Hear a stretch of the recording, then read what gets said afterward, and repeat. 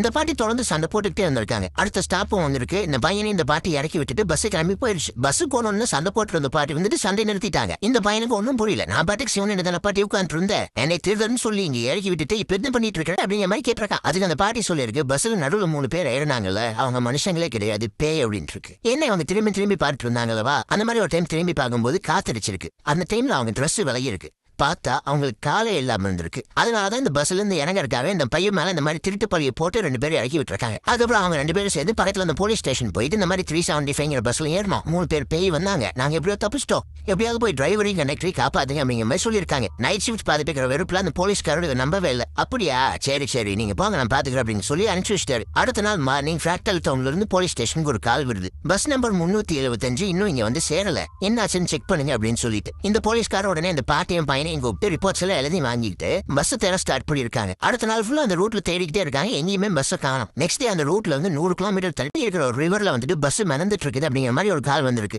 Police எல்லாம் போயிட்டு அந்த பஸ் தூக்கி பார்த்தா அந்த பஸ்ஸுக்குள்ள 5 டெட் பாடிஸ் இருந்திருக்கு. ஆனா அங்க நோட் பண்ண வேண்டிய விஷயம் என்னங்க, நாங்க டிரைவரோட பாடியோ கண்டக்டரோட பாடியோ நேத்து செத்த மாதிரி இருந்திருக்கு. பட் மீதி 3 பேரோட பாடி வந்துட்டு ரொம்ப அழுகி போயிருந்திருக்கு. அது வந்துட்டு போஸ்ட்மார்ட்டம் கண்டுபிடிப்பா அந்த 3 பேரும் செத்து கிட்டத்தட்ட 100 வருஷம் இருக்கும் அப்படிங்கிற மாதிரி சொல்லியிருக்காங்க. 100 வருஷத்துக்கு முன்னாடி செத்தவங்க எப்படி அந்த பஸ்ஸுக்குள்ள நேத்துக்கு வந்திருக்க முடியும் அப்படின்னு சொல்லிட்டு இந்த ஊர் ஃபுல்லா அது ஒரு பேய் கதையை பாடுவது. இது உண்மையா போயான்னு தெரியல, பட் அந்த ஊர் மக்களுக்கு நடுவில் இது ஒரு ஃபேமஸான ஒரு ஸ்டோரியா இருந்துச்சு. நம்ம ஊர்ல கூட இதை பேஸ் பண்ணி டைரின்னு ஒரு படம் எடுத்திருக்காங்க.